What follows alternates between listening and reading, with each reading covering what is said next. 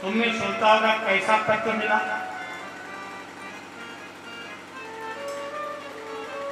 जिसका न खाने का ठिकाना न रहने का ठिकाना।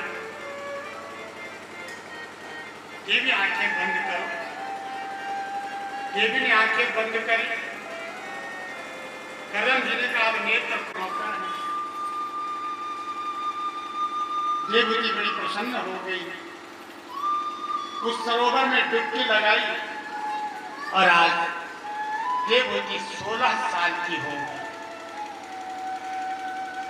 वही पहला वाला अवस्था आ गई जो शुरू में 40 साल पहले थी। कदम ऋषि भी जवान हो गए और देवहूति भी जवान हो गए। बोले कहाँ? वन में। बोले क्यों? हमने प्रण किया था संतान होते चल रही। बोले महाराज आपने कहा था पुत्र, ये तो कन्या है, पुत्र का इंतजार करो। कदम ऋषि रुक गए। ऐसे होते होते कदम ऋषि के यहाँ 9 कन्याओं ने जन्म लिया।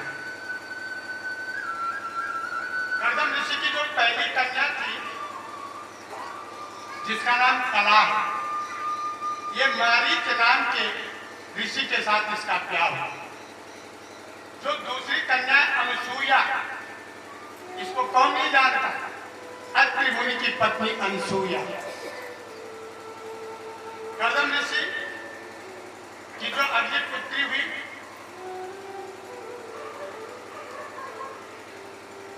वो अन्य ऋषियों को दी। इस प्रकार 9 कन्याओं का विवाह हुआ। 10वें पुत्र के रूप में मेरे परमात्मा ने जन्म लिया। कपिल भगवान को बोले कपिल देव भगवान की जय हो। कदम ऋषि ने कपिल देव को प्रणाम किया, कपिल भगवान को प्रणाम किया। प्रभु अब आपकी छवि हमने हृदय में रख ली है, अब हम तो चलते हैं। अब कदम ऋषि तो चले गए भगवान को प्रणाम करके। अब देवहूति भी संत की पत्नी है, इसलिए इसमें भी संत के गुण हैं। 9 कन्याओं का तो विवाह कदम ऋषि कर चुके थे। अब मां के पास बेटा कपिल देव है। बड़ी भाग्यशाली है जिस मां के घर में साक्षात भगवान आए हो, इससे बड़ी भाग्यशाली कौन हो सकता? कहते हैं एक दिन मां ने कपिल भगवान को सजाया, सुंदर वस्त्र पहनाए और 9 कन्याएं भी बैठ गई आगे। ये भागवत में नहीं है, तुम्हें दूसरे प्राण में 9 कन्याएं बैठ गई आगे। मां देवहूति ने एक व्यास मंच बनाया और उसमें भगवान को बिठाया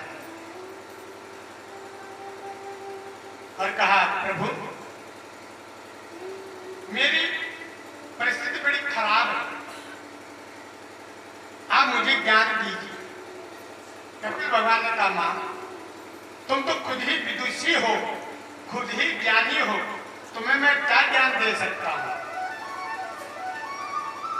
मां ने कहा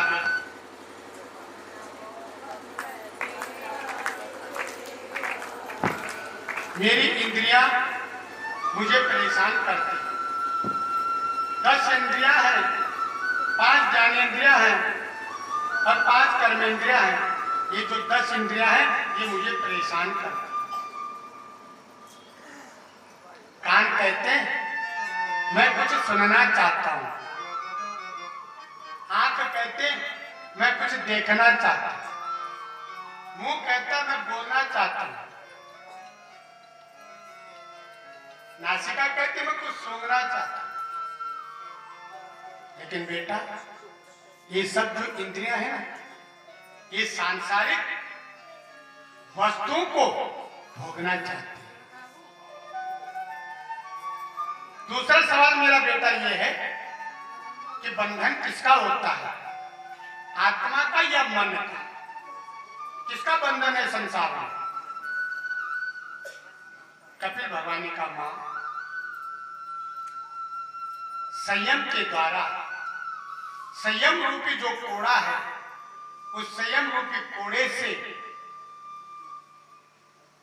इंद्रिया रूपी घोड़ों को कसा जा सकता है। जो हमारी इंद्रिया है, इनको अगर बस में करना है तो सबसे पहले संयम को अपनाओ। जिसके अंदर संयम है वो इंद्रियों को बस में कर सकता है।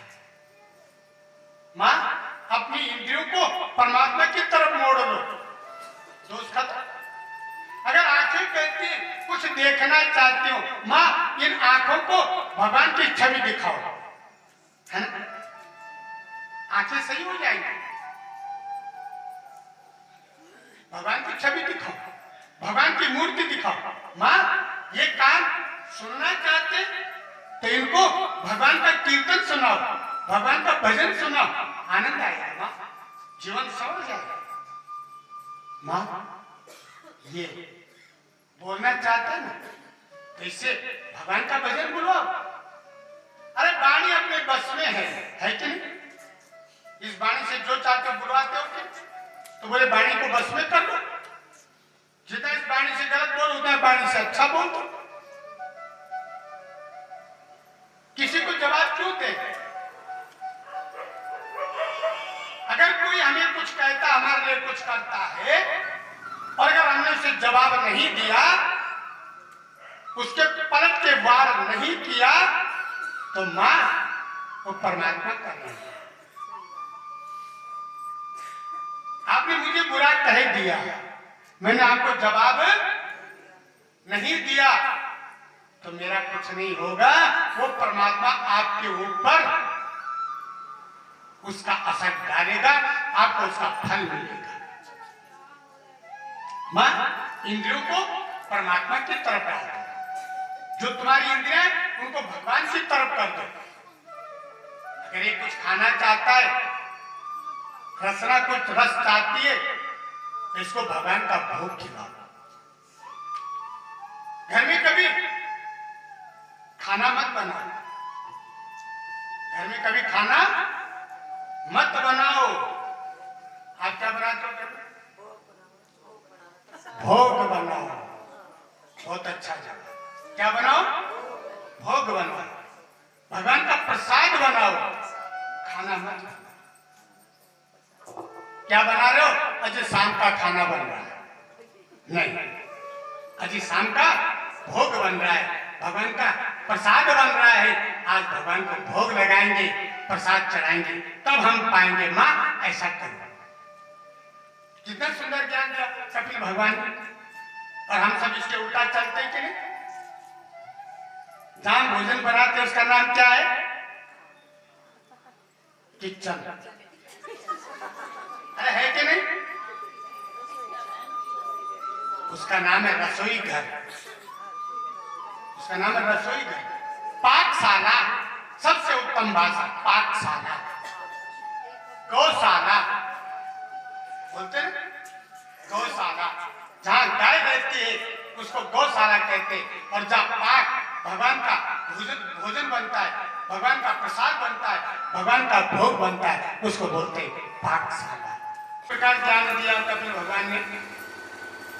मां, भगवान के लिए सत्संग में जाओ, भगवान की कथा सुनो। जब हम भगवान की कथा सुनेंगे तो भगवान के विषय में हमें ज्ञान होगा। अरे जब तक ज्ञान नहीं तब तक पता नहीं। इसे भगवान के विषय में ज्ञान करो। अरे जाने बिना न होए प्रतीति, बिना प्रतीति होई न प्रीति। जब तक हम किसी को जानेंगे नहीं तो उसके साथ हमारी प्रीति नहीं होगी। इसलिए मां, सत्संग में जरूर जाओ, भगवान का सत्संग सुनो और मन को बस में करो। परमात्मा के चरणों का ध्यान करो, क्योंकि परमात्मा के चरण में वज्र है, अंकुश है, ध्वजा है। ये जब परमात्मा के चरण में है और जो हमारा चित्त है, इस चित्त में पूर्व जन्म के पापों की गठरी है, और जब हम भगवान का ध्यान करते हैं तो भगवान के पैर के जो चिन्ह है वो हमारी गठरी को छिन्न भिन्न कर देते। इसलिए भगवान के चरणों का ध्यान करें। चिंतन करो, समय निकालकर भगवान के नाम का उच्चारण करो और हो सके तो भगवान की पूजा का मनन करो। मन में पूजा करो, मानसिक पूजा करो। मानसिक पूजा का ज्यादा फल है। मानसिक पूजा एक संत बाबा के पास पहुंच गए भगत, बोले बाबा पूजा तो मैं करना चाहता हूं, पूजा तो करना चाहता हूं, लेकिन कोई ऐसा पूजा बताओ जिसमें खर्चा ना हो। खर्चा ना हो ऐसी पूजा बता दो। तो गुरुजी ने कहा ऐसा खर्चा भी है मेरे पास, वह करना तुम जब घर जाओगे और सुबह पूजा करने बैठोगे तो आंखें बंद कर लेना और मन से कहना हे भगवान मैं आपको जल चढ़ा रहा हूं, आपको पानी चढ़ा रहा हूं, आपको दूध चढ़ा रहा हूं, आपको दही चढ़ा रहा हूं, आपको मक्खन चढ़ा रहा हूं, आपको घी चढ़ा रहा हूं, आपको शहद चढ़ा रहा हूं, आपको शक्कर चढ़ा रहा हूं। ऐसे मन में सोचते सोचते करना, चढ़ाना कुछ नहीं, केवल सोच सोच के चढ़ाना। उसने कहा ये पूजा तो बहुत अच्छी। अब ये रोज पूजा करने लगा। अब जब रोज पूजा करने लगा तो एक दिन पूजा कर रहा था तो इसके मन में आया कि आज चीनी ज्यादा चढ़ गई। मानसिक पूजा है ना, आज चीनी ज्यादा चढ़ गई। अब इसने मन में सोचा चीनी का थोड़ा निकाल लेता हूं, और जैसे कटोरी में हाथ डाला भगवान ने हाथ पकड़ लिया। बोले मानसिक पूजा करने में भी लोभ करता है, मानसिक पूजा में भी लोभ करता है। उसने कहा अरे प्रभु अगर तुम मानसिक पूजा में प्रकट होते तो मैं पहले से करता। कहने का मतलब ये है मन शुद्ध हो, मन में भगवान के प्रति श्रद्धा हो तो पूजा कैसे भी कर लो भगवान मिलते। और मन में श्रद्धा नहीं है, मन में भाव नहीं है तो कितनी भी चीनी चढ़ाओ, कितना भी चावल चढ़ाओ, कितना भी चढ़ाओ, भगवान मिलने वाले। ये रास्ता है मन का। तो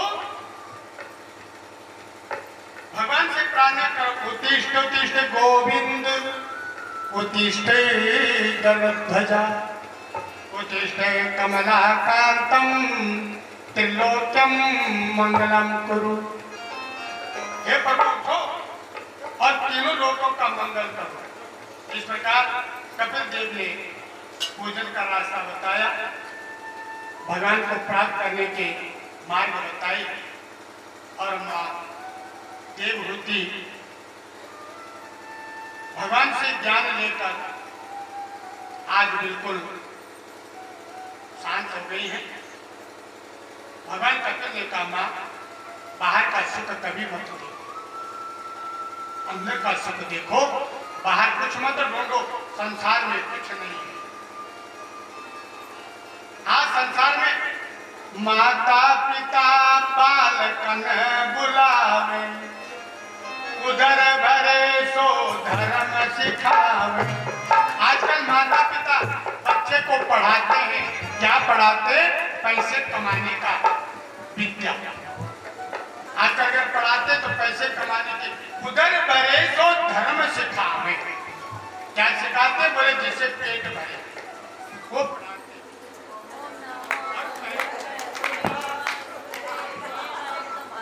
पहले के माता पिता बेटे को संस्कार सिखाते। इस प्रकार कपिल भगवान को भगवान ने ज्ञान दिया। आज मां देवहूति ने कपिल के मुख से वचन सुने, गदगद हो गई और प्रेम की धारा में बहने लगी। प्रेम की धारा अपना ली और जिसके जीवन में प्रेम है उसी को भगवान ने। प्रेम में मतलब नहीं होना चाहिए, जो हमारा प्रेम है उसमें मतलब है। हम माँ से प्रेम करते हैं मतलब है, पिता से प्रेम करते हैं मतलब है, भाई से प्रेम करते हैं मतलब है, परिवार से प्रेम करते हैं मतलब है। लेकिन प्रेम उस धारा का नाम है जिसमें कहीं भी कोई मतलब नहीं है, कोई इच्छा नहीं है। इस तरह प्रेम की धारा में आज देवहूति बहने लगी। आगे माता देवहूति का वंश आगे नहीं चला। देवहूति की 3 बहनें थी, आकुति, देवहूति, प्रसूति। प्रसूति का विवाह प्रजापति दक्ष से हुआ और आकुति की विवाह प्रजापति रुचि से हुआ। आकुति और रुचि के यहाँ यज्ञदेव भगवान का जन्म हुआ और प्रसूति के यहाँ महारानी सती का जन्म हुआ। सती का और भगवान शिव का विवाह हुआ। एक बार भगवान शिव से राजा प्रजापति नाराज हो गए और जब भी भगवान से नाराज हो गए तो इन्होंने भगवान शंकर को अपने यज्ञ में नहीं बुलाया। कनखल में यज्ञ किया, भगवान को नहीं बुलाया। आकाश मार्ग से देवताओं के विमान जा रहे थे, रोहिणी चंद्रमा जा रहे थे, तो सती ने पूछवाया कि रोहिणी कहाँ जा रही हो? बोले पिता के घर में यज्ञ हो रहा, वहां जा रहे, क्या तुम नहीं चलोगे? बोले हमारी निमंत्रण नहीं है। शिव के पास भी महाराज मैं यज्ञ में जाऊं? शिव ने कहा बिना बुलाए जाना नहीं चाहिए। बोले नहीं महाराज, पिता के यहाँ यज्ञ हो रहा है, हो सकता है सांसारिक कार्य में भूल गए हो, मैं हो आती हूँ। भगवान का जाना तो जा। अब जब यज्ञ मंडप में गए, वहां देखा भगवान शिव का नाम नहीं है, भगवान शिव का पूजन नहीं है, तो मां सती ने वही उस यज्ञ में अपने प्राणों का त्याग कर दिया। जब भगवान शिव को पता चला तो जटा से बाल उखाड़े, जमीन में पटक के मारा और वहीं पर वीरभद्र भगवान प्रकट हुए। वीरभद्र को कहा जाओ दक्ष की यज्ञ का ध्वंस करो। अभी वहां गए, यज्ञ विध्वंस किया, सिर मरोड़ के अग्निकुंड में डाल दिया।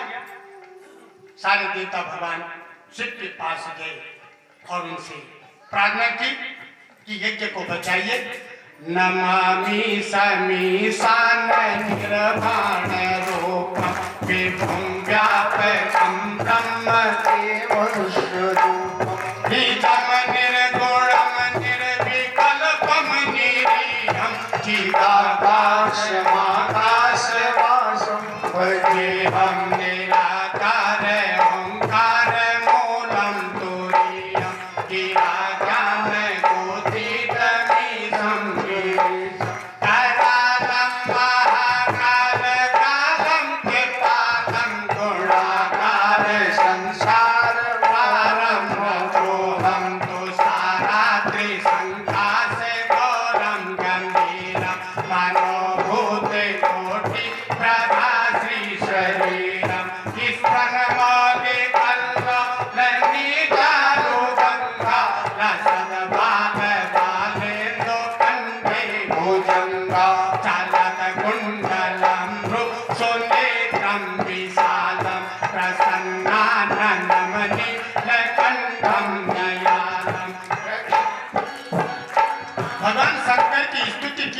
और भगवान प्रकट हुए और सीधा प्रजापति के यज्ञ में गए और कहा कि प्रजापति दक्ष का सिर लाओ।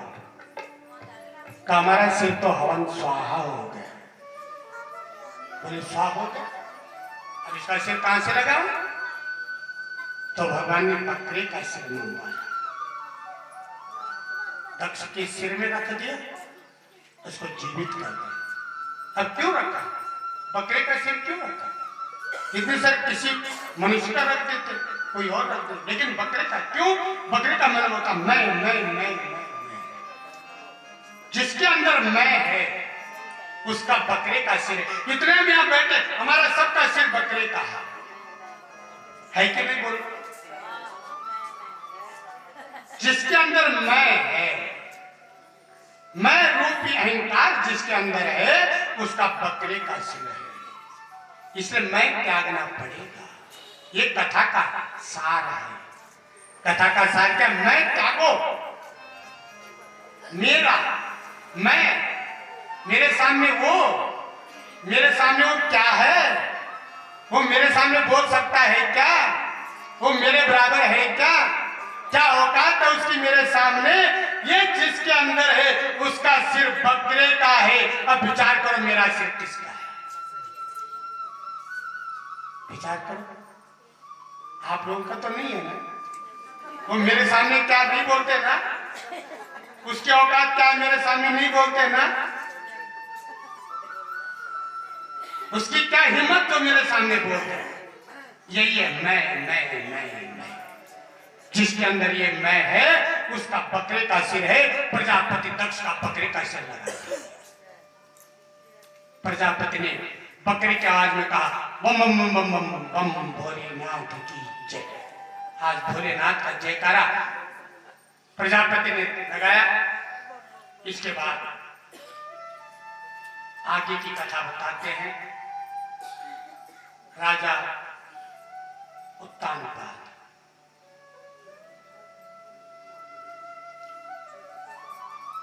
महाराज मनु के 3 लड़कियां 2 बेटे। आकृति आपने सुन ली, रुचि के साथ विवाह यज्ञ भगवान का जन्म हो। देवभूति भी आपने सुन ली करदम जी के साथ, और प्रसूति भी सुन ली अभी। ये 3 कन्याएं हैं और 2 बेटे हैं, प्रियव्रत और उत्तानपाद। प्रियव्रत का मतलब होता है जिसका व्रत सुंदर हो, उसका नाम प्रियव्रत है। और उत्तानपाद जिसके पैर उल्टे वो उत्तानपाद।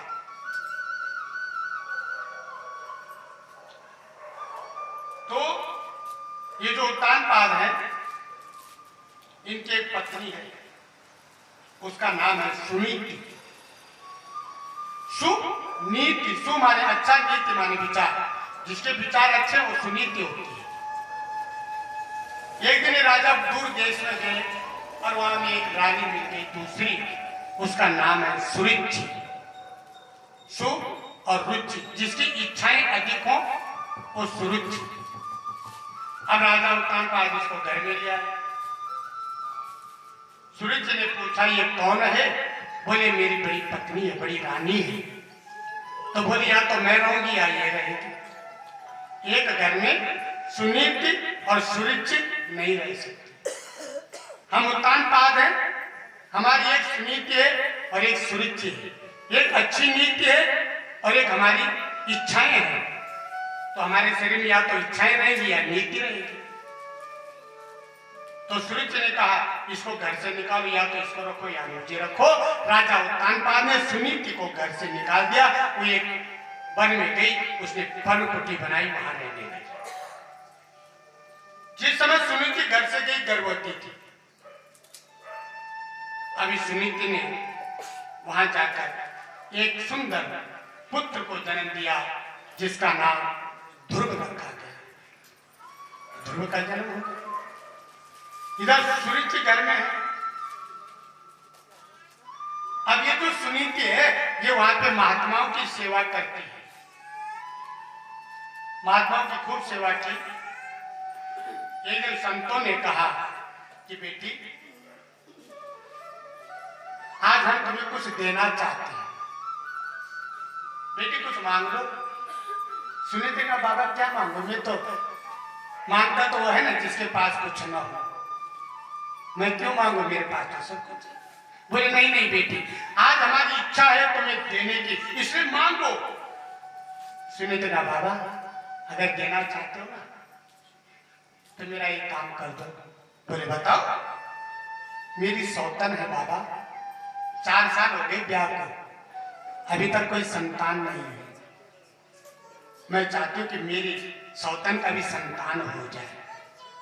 संतों ने कहा सुनीति जिसकी कृपा से तो राज गद्दी से बाहर हुई उसी के लिए सुख मांगती, जा उसको भी बेटा दिया, लेकिन तेरा भी संसार में नाम होगा।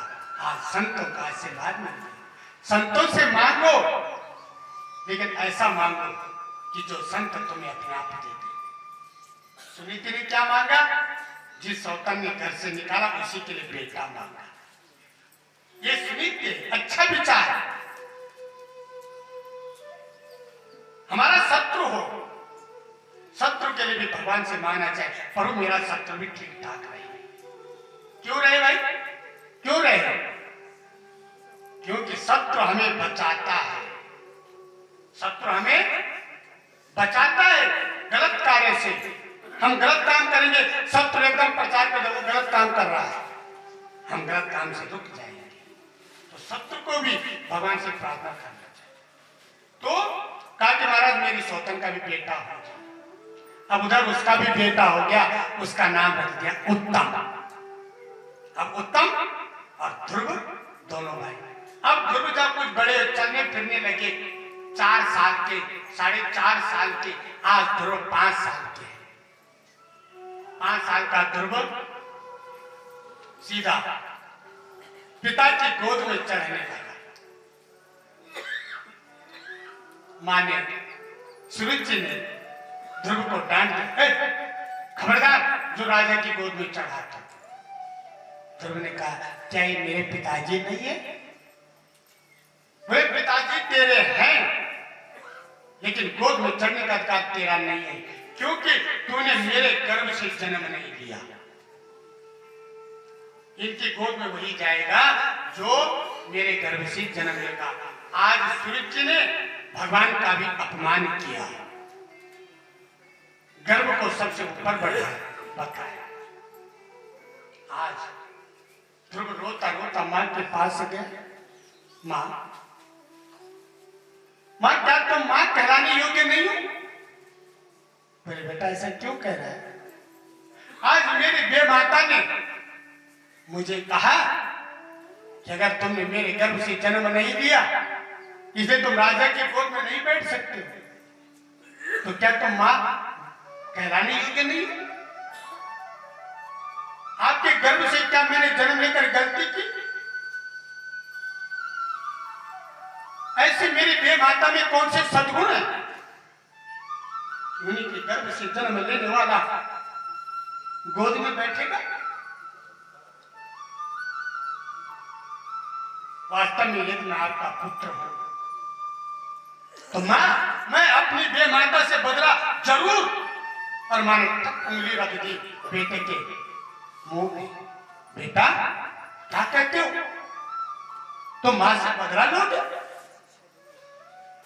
ऐसे शब्द तुमने कैसे सोच लिया? बदले की भावना? अरे बदले की भावना तो कायर के अंदर होती है। बदले की भावना कौन लेता है? बोले कायर लेते हैं। जिनके अंदर कायरता होती वो बदले की भावना करते। तुम तो बेटा जो माने का वो करके दिखाओ, वो करके दिखाओ। बदला लेने की बात करते, करके दिखाओ ना। तुम्हें पिता की गोद देनी है, तुम उस गोद से भी बड़ी गोद में बैठने का कार्य करो और माँ को दिखाओ। तुम तो पिता की गोद में की बैठने की बात करते हो। माँ मैं तो सबसे ऊपर वाली गोद में बैठ चुका हूं। कितनी सुंदर बात कही माँ ने। अगर हमारी बात होती तो हम कहते हाँ बेटा तो ठीक है, कैसे कह जाओ सुनने में? हम ये कहते हैं क्योंकि हमारी बुद्धि नीची है।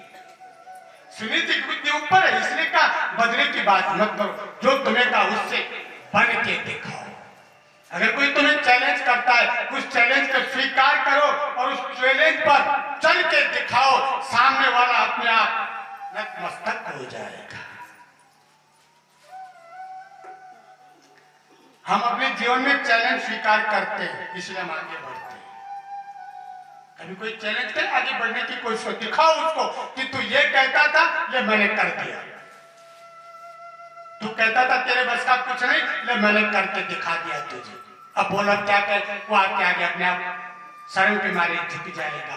क्या मैंने ही कहा था ये बात, मैंने कही थी और आज ये जवाब मुझे मिल गया। हम लड़े ना, भिड़े ना, बदले की बहाना न करो बेटा। मां मंगलम तात परे सुमस्था भुगते जनो या पर दो कसस्ता। बेटा ऐसी भावना मत बनाओ, अपनी भावना को सुंदर बनाओ। बेटा वास्तव में तुमने गलती की। पहली गलती तो ये की कि तुम मनुष्य बने, तुम्हें तो मनुष्य बनना ही नहीं चाहिए था। लेकिन जब बने हो तो उस परमात्मा को प्राप्त करो। बोले माँ वो परमात्मा कहाँ मिलेंगे? बोले वन में। मैं भी जाऊंगा। बोले कल नहीं, जाना है तो आज ही जाओ। जो करना आज ही कर। कल किसने देखी? छोटा सा बालक मां को प्रणाम करके चल पड़ा। रास्ते में सोचता है बालक, मेरा कोई गुरु तो है नहीं, मुझे ज्ञान कौन देगा? और भगवान ने, बालक ने सोचा मेरा गुरु नहीं है, और सीधा सामने से नारद जी को भेज दिया। नारद के बराबर गुरु किसका? गुरु बिन भवनिधि तराई न कोई। बिना गुरु के कोई तर नहीं सकता।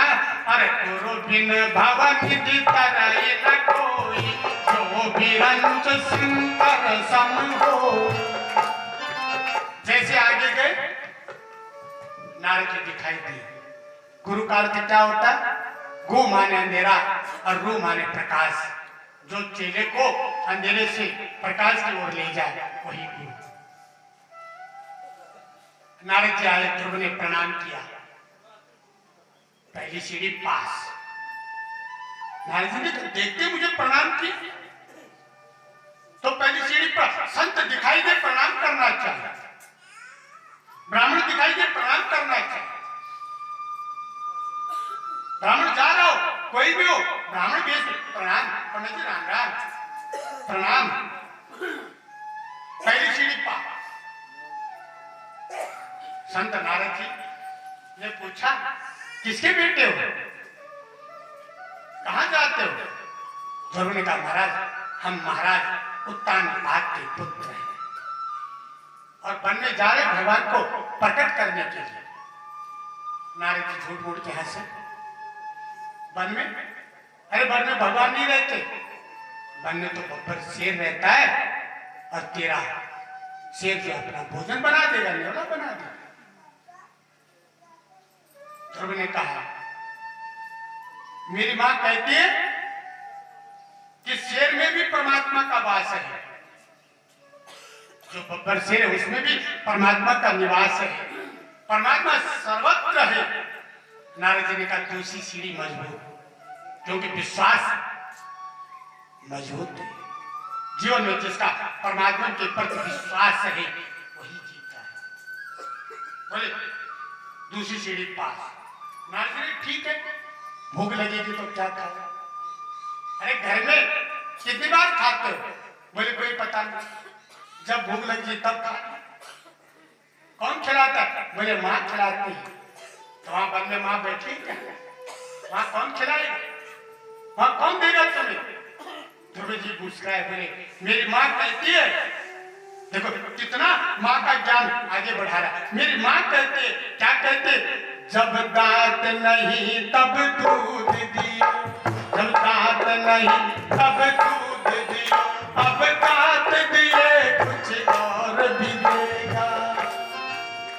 कोई किसी को कुछ नहीं देता, वो परमात्मा देते हैं। अरे जब दांत नहीं थे, खाने की हिम्मत नहीं थी, तब मेरे परमात्मा ने मेरी माँ के आंचल में मेरे लिए दूध भेजा, है ना? और जब मेरे दांत आए तो मेरी माँ के आंचल से दूध वापस ले लिया और तब मुझे खाने के लिए कुछ और दिया। तो आज वन भेजा तो वहां भी वही मेरी व्यवस्था करेगा। तीसरी सीढ़ी भी पार। कितना विश्वास है। जब इतनी बातें हुई तो ध्रुव ने कहा तुम बड़े पाखंडी हो, दिखावा करते हो, संत का चोला पहना है और संत तुम हो नहीं, ऐसे ऐसी बात करते हो। अरे संत का काम होता रास्ता बताना, तुम मुझे रास्ता नहीं बता रहे हो बल्कि मुझे भटका के घर भेजना चाहते हो। तुम संत नहीं हो, तुम पाखंडी हो। एकदम दौड़े नारद जी, ध्रुव को गले से लगा। अरे ध्रुव, मैं ही नारद हूँ। बोले नहीं, तुम नारद नहीं हो सकते। नहीं नहीं भैया, मैं ही नारद हूँ। मैं तो तुम्हारी परीक्षा ले रहा था और तुम परीक्षा में पास हो गए। गदगद हो गए। हाँ, नारद जी को आंसू आ रहे नारद जी के। आंसू क्यों आ रहे? क्योंकि एक छोटा सा बालक, कितना बड़ा विश्वास है, पर अगर भगवान इसको दर्शन नहीं दिए तो इसका विश्वास टूट जाएगा। और खुश इसलिए कि आज मुझे इतना बड़ा चेला मिल गया है। आप ध्रुव वन में तपस्या कर रहे हैं। कहते एक एक महीने में ध्रुव ने, शुरू के महीने में ध्रुव ने पत्ते खाए, 3 महीने का यज्ञ किया, फिर पत्ते भी छोड़ दिए, केवल जल पिया, फिर जल भी छोड़ दिया, फिर वायु पिया, फिर वायु भी छोड़ दी। और जब सब कुछ छोड़ दिया, सांस रोक ली, और जब सांस रोका ध्रुव ने, पूरे ब्रह्मांड में सांस रुक गई, हवा रुक गई, देवता परेशान, जीव परेशान, सब परेशान होने लगे। ब्रह्मा जी के पास गए। ब्रह्मा जी, ये क्या हो रहा है? ब्रह्मा जी ने कहा, मेरा छोटा सा बालक भगवान की तपस्या कर रहा है, ये उसी की कृपा है। नारायण गए, ध्रुव को अपनी छवि दिखाई। जो छवि ध्रुव के अंदर थी उसको बाहर खींच लिया। ध्रुव एकदम छटपटाया कि जो मेरे अंदर जो कहां गए? आंखें खोली, सामने भगवान खड़े थे। भगवान के चरणों में लौट गए, गदगद हो गए, आंखें बंद कर दी। न ध्रुव बोल रहे, न भगवान बोल रहे, एक दूसरे को देख रहे। भगवान सोचे ये कुछ कहेगा, और ध्रुव कह रहा मुझे तो मानना आता ही नहीं, मैं क्या मानू? भगवान ने अपना शंख ध्रुव के गले में घुमाया, एकदम ध्रुव को हृदय पटल में सारा ज्ञान उमड़ गया, एकदम प्रकट हो गया। अरे मूकम करोति वाचालम पंगुम लंघयते गिरिम यत्कृपा तमं वंदे परमानंद माधव। हमारे माधव ऐसे, जिसको बोलना नहीं आता उसको बुलाना सिखा देते, जिसको सुनना नहीं आता उसको सुनना सिखा देते, जिसको चलना नहीं आता उसको पहाड़ लंघवा देते। ऐसे मेरे परमात्मा आज इस बालक को भी सारा ज्ञान दे दिया। अभी ध्रुव अपने घर को चल पड़े। घर में आए, उत्तानपाद को पता चला कि आज हमारे पुत्र आ रहे, तो रथ घोड़े सजा दिए। और जैसे ध्रुव घर में आए, पिता ने गले से लगाया, और सर्वप्रथम महल में जाते ध्रुव ने अपनी सौतेली मां को प्रणाम किया। क्यों किया? हे मां, अगर तुम मुझे उस दिन ऐसा न कहती तो आज मुझे परमात्मा की प्राप्ति। वेद में लिखा एक जगह, क्या लिखा? कन्या हृदयम आलभे। वेद में लिखा है कन्या हृदयम आलभे। और इस बात क्या कहां बोलते? जहां शादी होती फेरे में।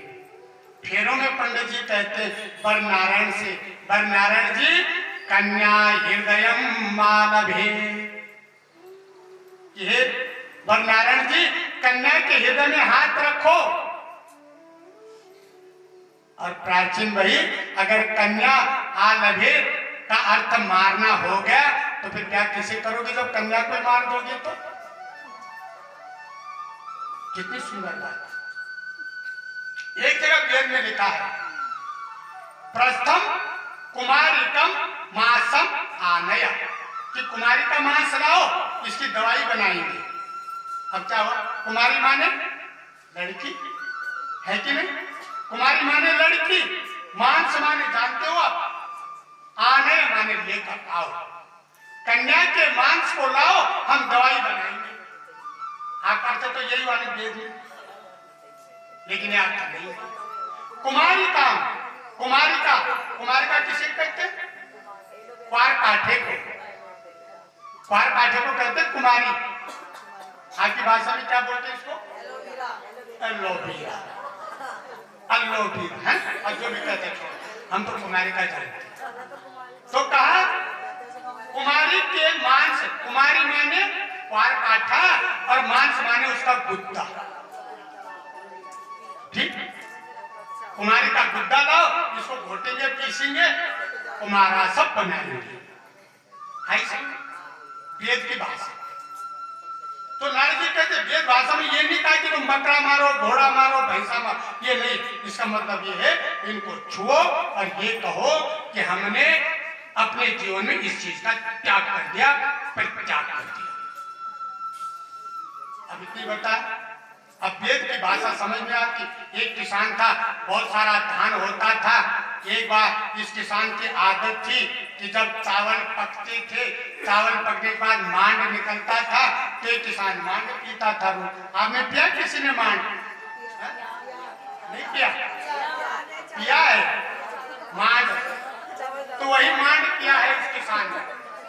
अब एक दिन किसान के घर में चावल पके मांड निकला और पत्नी ने अपने बेटे से कहा, जाओ बेटा पिताजी से कहो कि मांड आ गया है, मांड पी लो।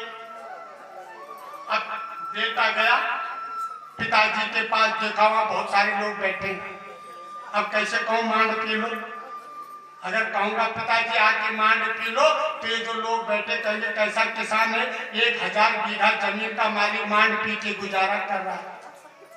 तो बेटा भी चालाक वेद की तरह का, उसने पिताजी धानुपुर से मांडू आया, पिताजी धानुपुर से मांडू आया, कठवतिया घाट में बैठा है, जल्दी चलकर उससे मिल लीजिए, नहीं तो शीतलपुर को चला जाएगा। ये है भाषा, वेद की भाषा ऐसी। क्या कहा पिताजी? धानुपुर से आने धान का मांड बन गया है, उसको बर्तन में रखा है, आके पी लो, नहीं तो शीतलपुर यानी ठंडा हो जाएगा। पिताजी समझ गए, एकदम गए, मांड पी के आ गए, मेहमान को पता भी नहीं चला। तो इसको कहते हैं भाषा, वेदों की ऐसी भाषा। तो उसे समझाया, लेकिन उससे समझ में नहीं आया। फिर भगवान ने उसको 9 द्वार वाले महल की बात बताई। ये 9 द्वार का महल हमारा शरीर है। इस शरीर में आत्मा आती, इसमें बैठ जाती है, इसी में मन रहता है, एक बुद्धि रहती है, बुद्धि के साथ उसका विवाह होता है और बुद्धि कहती है महल तेरा है, आज इसमें रहो और जब तक रहो तुम्हारी मर्जी, जैसा चाहो सब कुछ तुम्हारा है। इसी प्रकार ये आत्मा यहाँ आती है, इस शरीर में बैठ जाती है। अब आप विचार कर रहे होंगे कि गीता में लिखा है कि आत्मा न मरती है, न सूखती है, न कटती है, न पड़ती है, अमर है, अजर है, फिर इसको सजा क्यों मिलती है ना? ये आ रहा है, सजा क्यों मिलती? आत्मा को सजा नहीं मिलती। पानी कभी अशुद्ध होता? बोलो, पानी अशुद्ध तो नहीं होता ना। अगर पानी अशुद्ध नहीं होता तो घर में आपने एक्वागार्ड मशीन क्यों लगा रखी? बोलो, अभी आपने क्या कहा? पानी अशुद्ध नहीं होता, ये बात सच है, फिर एक्वागार्ड क्यों लगाया?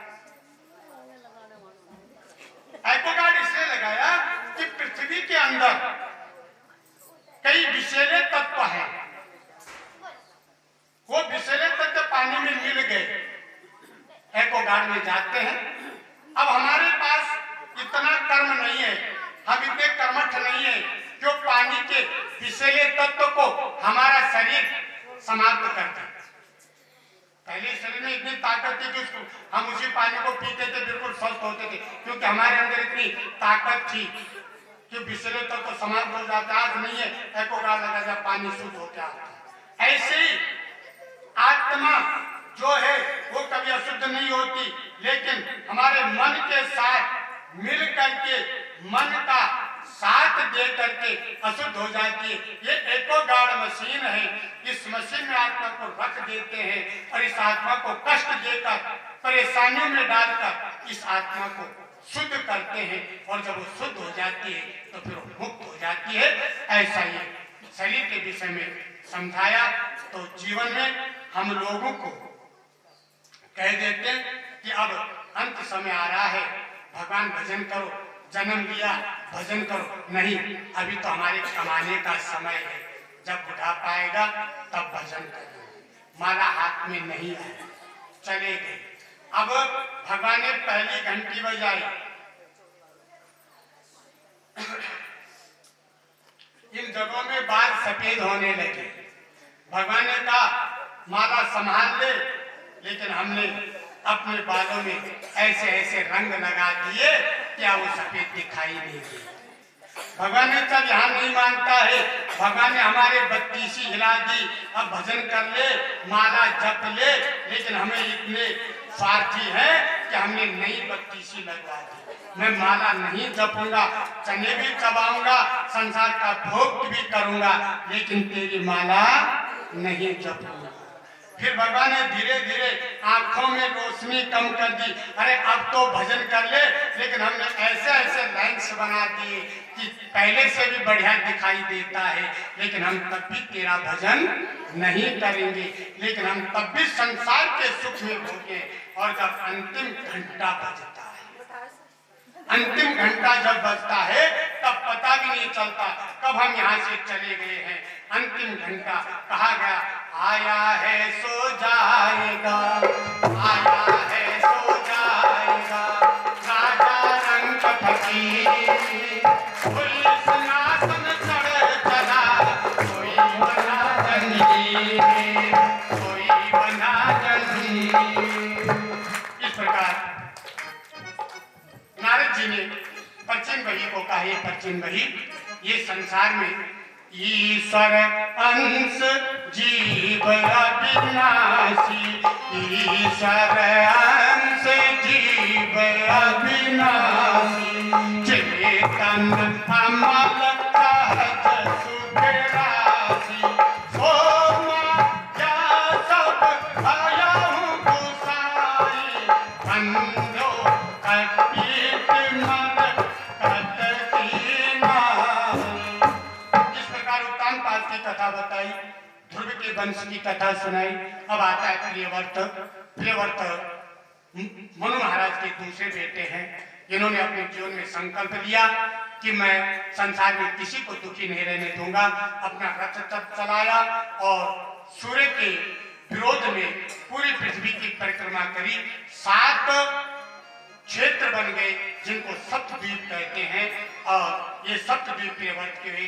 इन्हीं प्रियव्रत के अगले जन्म में ऋषभदेव महाराज जी इनके पुत्र हुए। ऋषभदेव जी ने जैन वंश को चलाया। ऋषभदेव के पुत्र हुए भरत, इस बार अनेक पुत्र हुए। इन पुत्र को एक दिन ऋषभदेव महाराज जी ने बुलाया और कहा, तुमने जन्म किस लिए लिया है? तो किसी ने कहा कि भोजन करने के लिए, राजपाट संभालने के लिए, चौपड़ खेलने के लिए, नृत्य संगीत देखने के लिए, इसलिए हमने शरीर पाया है। महाराज ने शिक्षा दी अपने बच्चों को और भरत को गद्दी में बिठाया और वन को चले गए। ऋषभदेव जी चले गए। अब महाराज भरत राजकाज करने लगे। एक दिन भरत जी ने सोचा कि मैं भी कितना स्वार्थी हूँ, मेरे पिताजी तो वन चले गए, मुझे भी वन जाना चाहिए। राजगद्दी बेटे को सौंप दी और सीधा चले गए भजन करने के लिए नेपाल। वहां पर दामोदर कुंड है। दामोदर कुंड से गंडकी नदी निकलती है और उस गंडकी नदी में शालिग्राम भगवान जी विराजमान है। वो गंडकी नदी से मिलते हैं शालिग्राम। शास्त्र कहता है कि दामोदर कुंड जो है, उस दामोदर कुंड में आज भी आप हरी हरी तुलसी ले जाओ और उस तुलसी को दामोदर कुंड में डाल दो तो नीचे से 50 फीट नीचे जो शालिग्राम जी है वो उछलकर तुलसी पे चिपक जाते हैं। आज भी ये है। तो दामोदर कुंड में चले गए महाराज भरत और उसी नदी के किनारे नमो भगवते का जाप करते हैं। एक दिन भरत जी ने क्या देखा, प्रातः काल गंडकी नदी में स्नान कर रहे थे कि एक गर्भवती हिरनी पानी पीने के लिए नदी में आई और जैसे पानी पीने लगी पीछे जंगल में शेर ने बहुत बड़ी दहाड़ मारी और जैसे दहाड़ मारी तो ये हिरनी ने छलांग लगाई और छलांग लगाते इसका जो बालक था उसने जन्म ले लिया और हिरनी की मृत्यु हो गई। महाराज भरत को दया आई, उस हिरण के बच्चे को उठाया, अपने आश्रम में लिए, रुई से दूध की बूंदें उसके मुंह में टपकाते रहे और इस तरह उस हिरनी के बालक को महाराज भरत ने पालना आरंभ किया। धीरे धीरे बच्चा बड़ा होने लगा, भरत जी का इसमें प्रेम बढ़ने लगा, ममता बढ़ने लगी और फिर एक दिन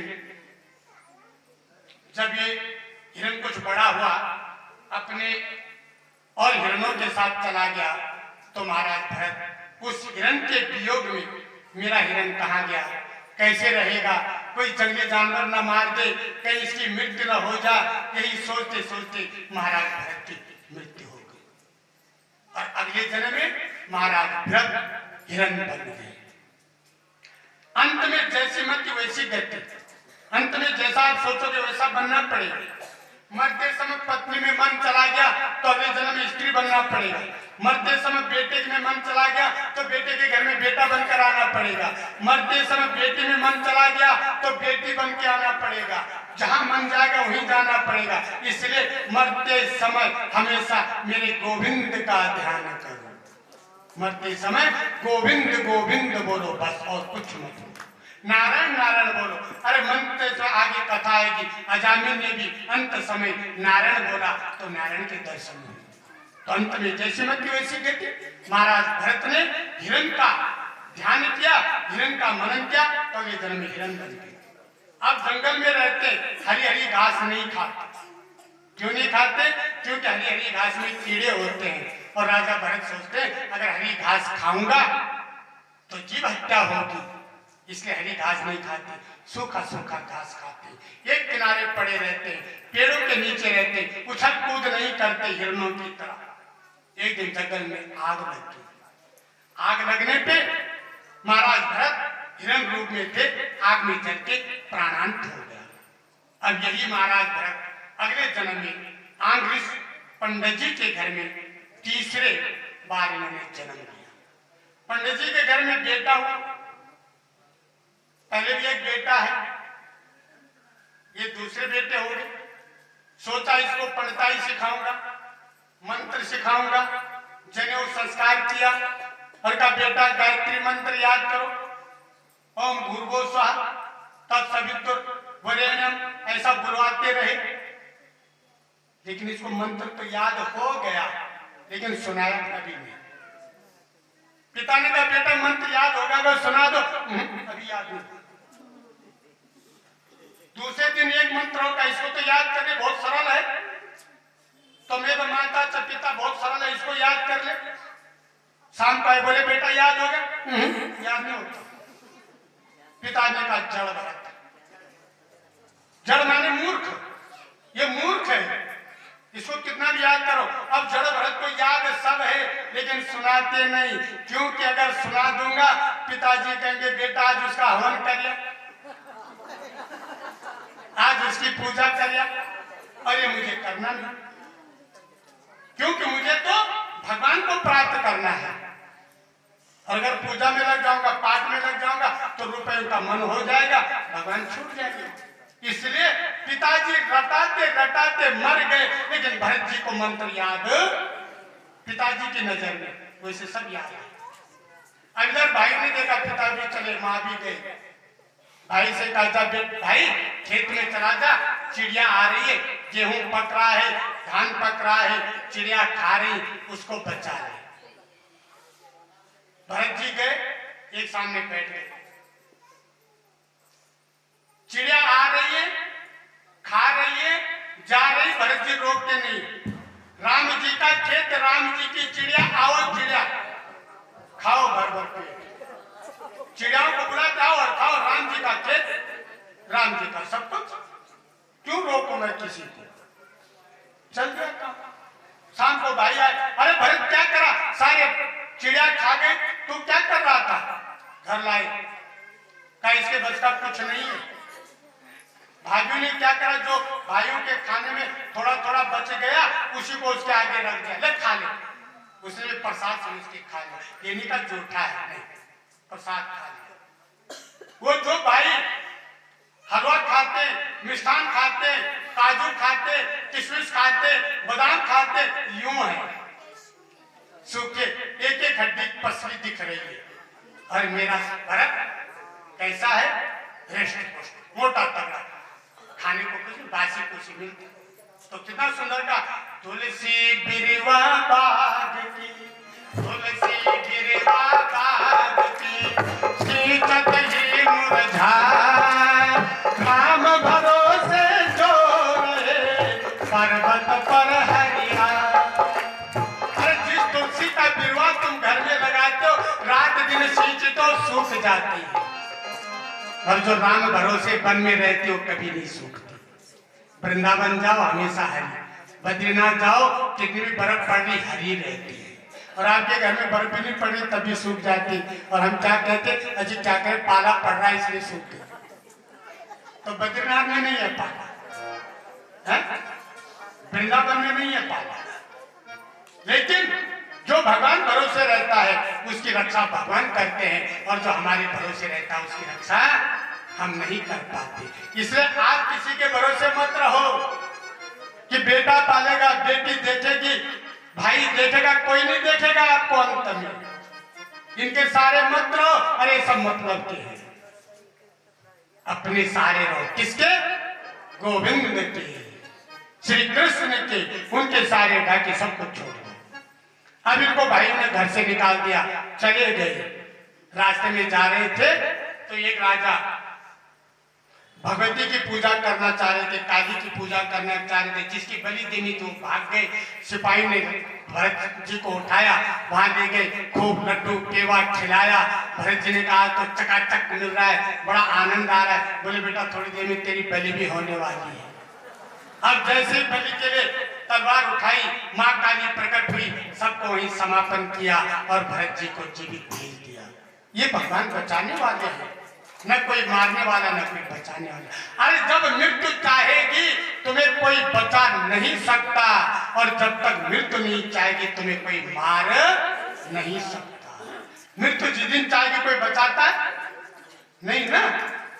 पिताजी की बहुत तबीयत खराब थी, बड़े हॉस्पिटल में ले जा, देख ले भैया मैं तो बचा के ले आया। तेरी क्या होगा जो तो बचा के लाए, उसकी अभी रोटी है इसलिए बच के आया। तेरी औकात नहीं कि जो पिता को ठीक करके लाया। पिता तो ठीक, अभी उसकी उम्र है इसलिए आया। अरे जिस दिन उस पिता को जाना होगा उस दिन बचा के दिखा जा। आज तो बहुत महंगे हॉस्पिटल ले गए तब भी पिता मर गए। तो कहने का मतलब है ये जो कुछ सब परमात्मा करते। आज भरत जी बच गए। अब जा रहे थे राजा रघुगुण महाराज कपिल के यहाँ आश्रम में जा रहे।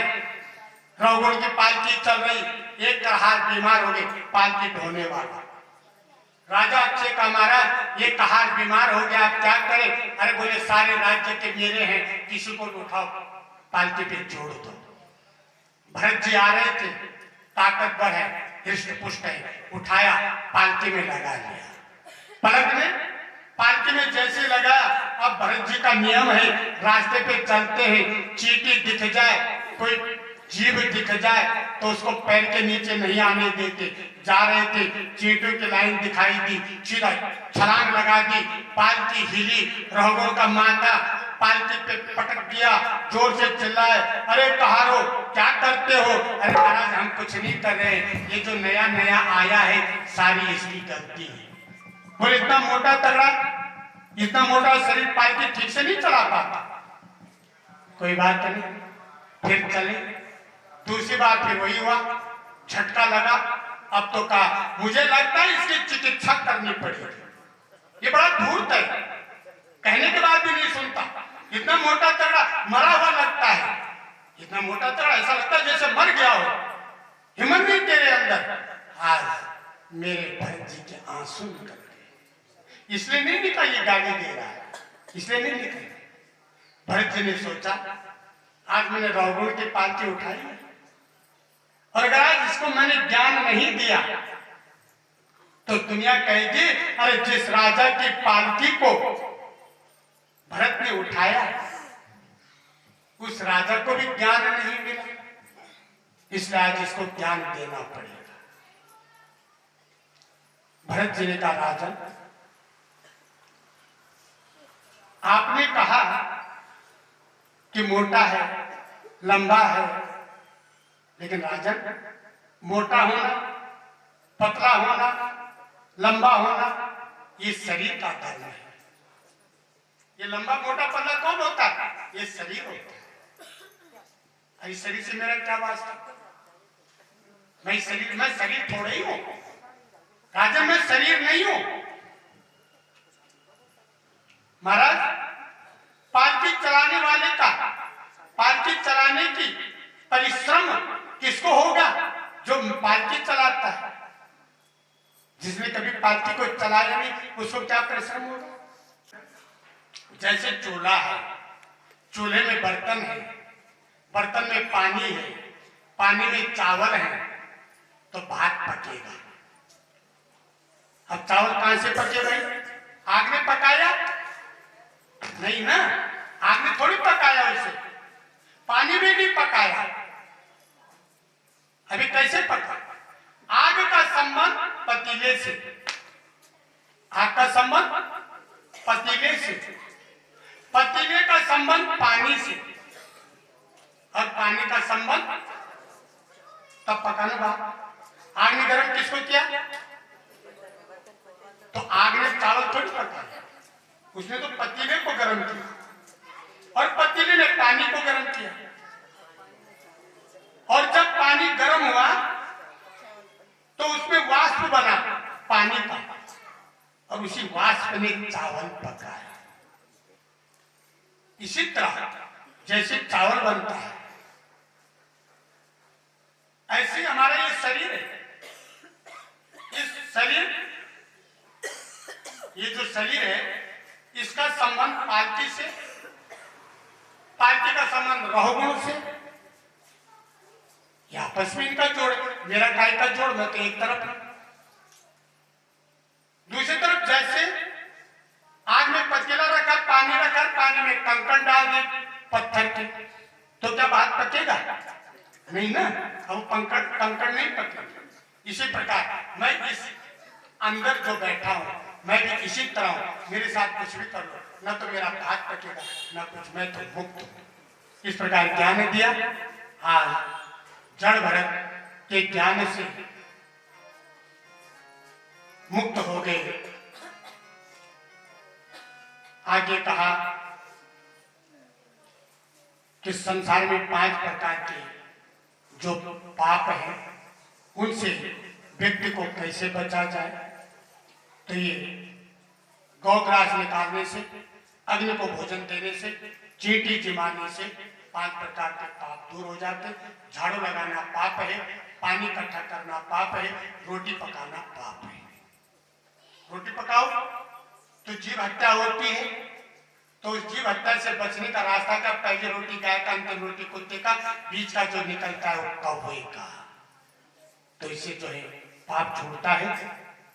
आगे कल जो कथा वो आपको सुनाएंगे, लेकिन कथा धीरे धीरे लेट होती जा रही, क्योंकि आप लेट आते हैं। और मेरे कुछ नहीं जा रहा, मैं तो 8 बजे तक भी कर लूंगा, कोई फर्क नहीं। 8 बजे कल कृष्ण जन्म है, और आपको बता दूं कल कृष्ण जन्म है। कथा लंबी है, कथा लंबी है। जल्दी आओगे तो जल्दी, लेट आओगे तो लेट। भगवान कृष्ण का जन्म है। मक्खन मिश्री वो आप जानते हो, खेल खिलौने आप जानते हो, भगवान के निमित्त जो चढ़ाना चढ़ा सकते हो। बंधन किसी को नहीं है, बस बंधन इतना ही है कि कल जब प्रसाद वितरण होगा, भीड़ ज्यादा होगी, तो जैसी व्यवस्था आप कर रहे हो ऐसी रखना। और आरती के लिए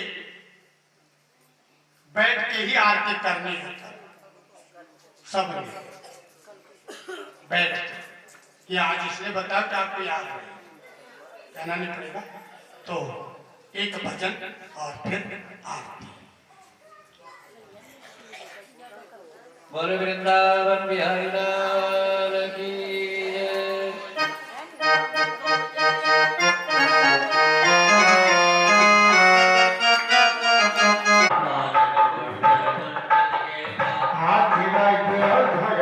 शंकर शून्य के श्री नंदन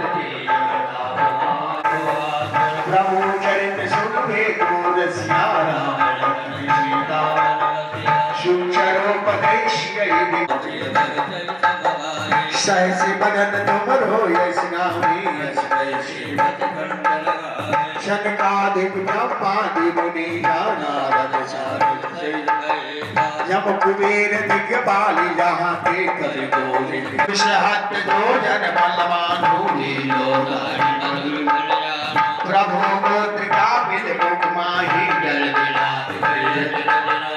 दुर्गम काज जगत के आपन तेज समारो आपे संकट दे हनुमान चुरावे सब परिणाम तब श्री राधा और मनोरथ जो लावे चक्रवारी अष्ट सिद्धि नौ दिव्य दाता प्रेम दे सबीना जो जय जय हनुमान गोसाई हनुमान चालीसा तुलसीदास सदाय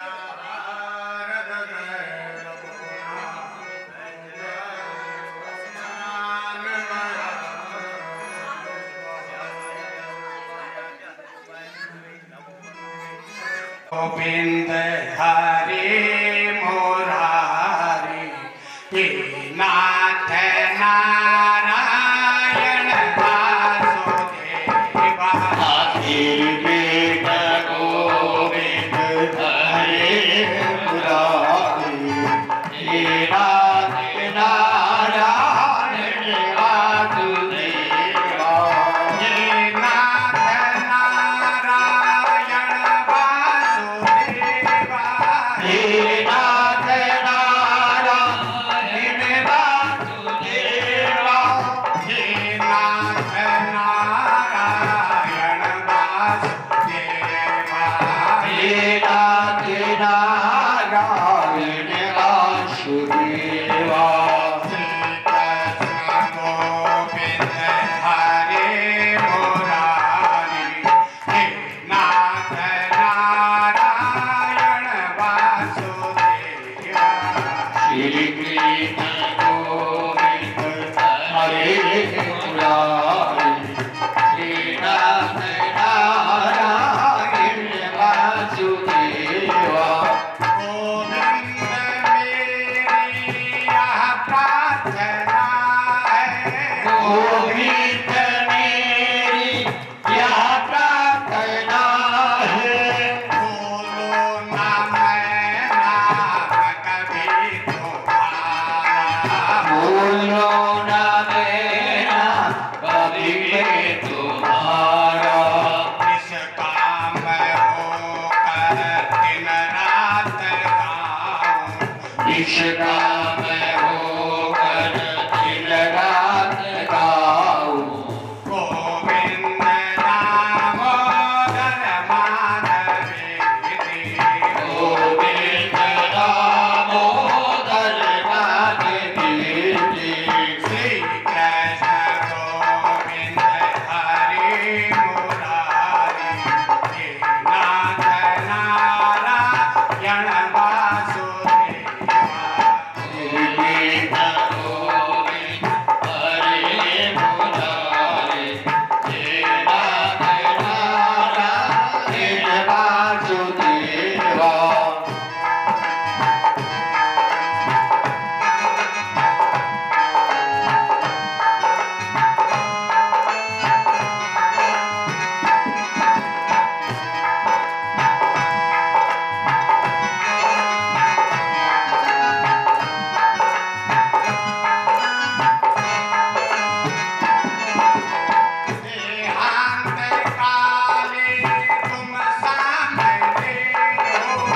की